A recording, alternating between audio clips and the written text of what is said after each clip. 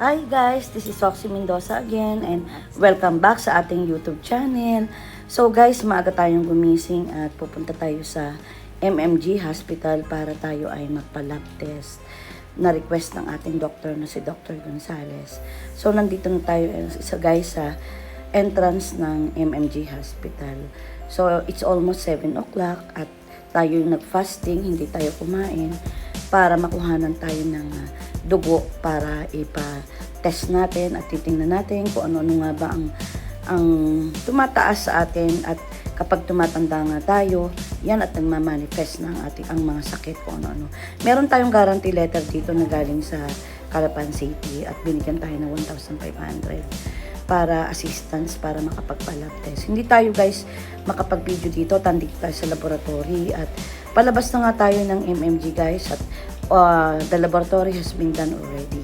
At pupunta tayo guys sa palengke at magti-take chance tayo na makabili ng fresh na pagkain para naman tayo ay makapagluto. Ang tawag nga dito ngayong araw na ito para sa akin ay one day break para sa pagluto, pagpapacheck up at pagre-relax ngayong maghapon na ito. Habang tayo ay nag-iintay ng ating result ay pumunta nga tayo dito sa palengke. So, tayo aakyat dito guys sa second floor ng palengke at gagamit tayo ng escalator. Kaya lamang nung makita natin ay hindi umaandar ang escalator. So, kailangan nating akyatin ang hagdanan. So, dito natin na-test na kaya pa nga nating umakyat ng hagdanan ng hindi gumagamit ng escalator na ito.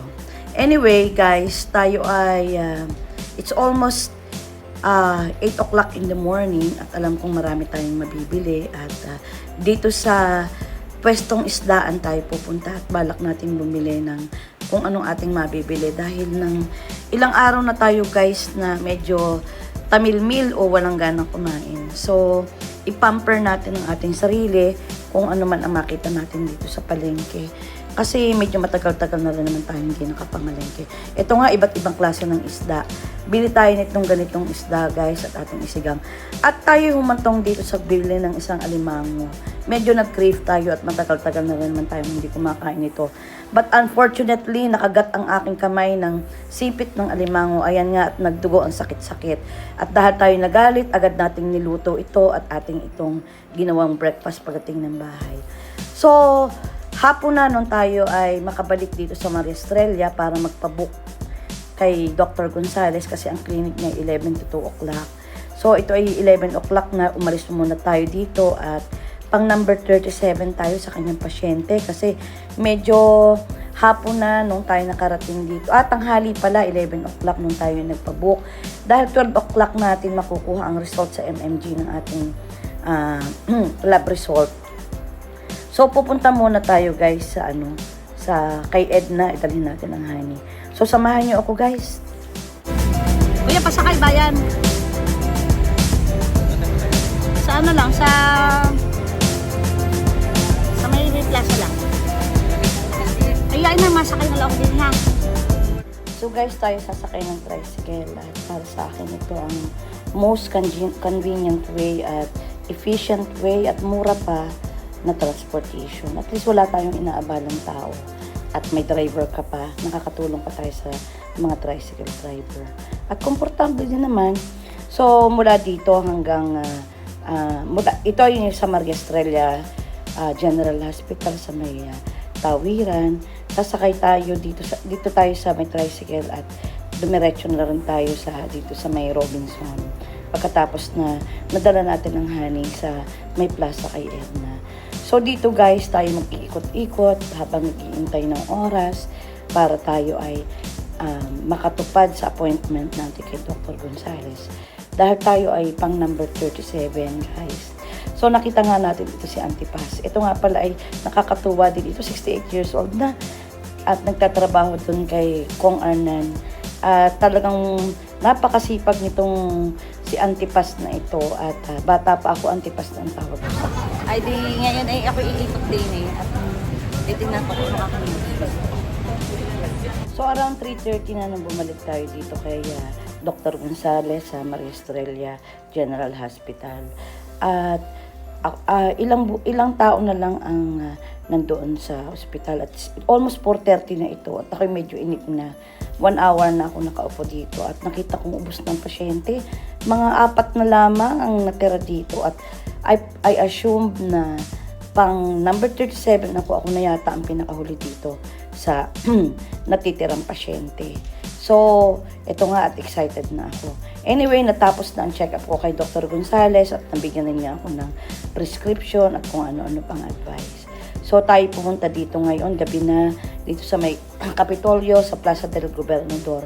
Dumaan tayo dito, kasama natin si Cleo at pupunta tayo sa best friend ko na si Hiner Cupo. At nakakatuwa rin naman, ito, namimiss ko itong mga bagay-bagay na ito. For the last 1 month ay talaga naging busy tayo sa maraming bagay. So guys, for the last 1 month naman ngayong November ay talagang naisakatuparan natin at nag-deliver natin lahat ng commitments natin. Although lubhang napaka-challenging at tough itong November na ito ay ito naman ay nagpakita ng actually this is the highest gross sales namin ngayong month na ito at napakaraming PO ang dumating and I assumed na mas marami pang dadating ngayong December dahil year-end na. So makikita nyo guys itong dancing fountain dito sa Plaza del Gobernador.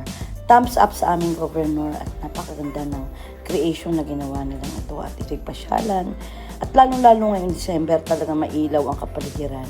At sa isang araw nga, itutour around ko kayo dito dahil merong tinatawag na Salong Dagitab dito sa may Kapitolyo.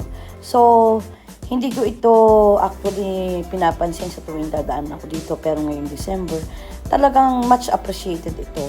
So, kasama natin si Cleo dahil medyo matagal nga siya nawala at medyo tumambay tayo dito ng konting oras. Hindi siya umuulan guys dito pero mararamdaman mo na ang malamig na simoy ng hangin na talagang nagpapakita na talagang malapit na ang Pasko. At bukas nga ay December 1 na, I assumed na mas magiging maulan ang mga susunod na araw. So samantalahin natin ito, Cleo, ang pag-iikot dito sa Plaza del Gobernador at balikan natin ulit ito sa isang araw kapag nag-ikot tayo dito sa Kapitolyo dahil mas mailaw ang mga susunod na mga araw dahil sa tinatawag na Salong Dagitab. Actually, na-open na yun. So, kaya lang hindi pa tayo nakapag-ikot. Napakaganda nitong lugar na ito, guys. So, pasyal kayo dito kung kayo mapapadako dito sa Calapan City at ito isang tinatawag na tourist spot or tourist, ano bang tawag dyan? Attraction para sa mga Mendoreño, itong Plaza del Gobernador. Ginawa ito sa panahon ng aming incumbent governor na si Governor Bons Dolor. So, pasyal-pasyal tayo guys bago tayo pumunta sa pamilya ng aking BFF na si Hiner Cupo. Kapag ganitong ako ay medyo stress, ako ay pumupunta sa kanyang pamilya dahil ang kanyang pamilya ay itinuturing ko na rin na hindi lang kaibigan kundi extension ng aking pamilya. So naglakad-lakad nga kami ni Cleo na parang walang mga alalahanin at walang mga challenges sa buhay. Isang pinagpapasalamat ko na lagi na lamang na may mga kaibigan akong kaagapay sa lahat-lahat ng mga bagay. So ito nga guys at gabing-gabi, medyo gabi pa lang at I assumed na abutin na kami ng dinner doon kay Napupo. So guys, samahan niyo ako.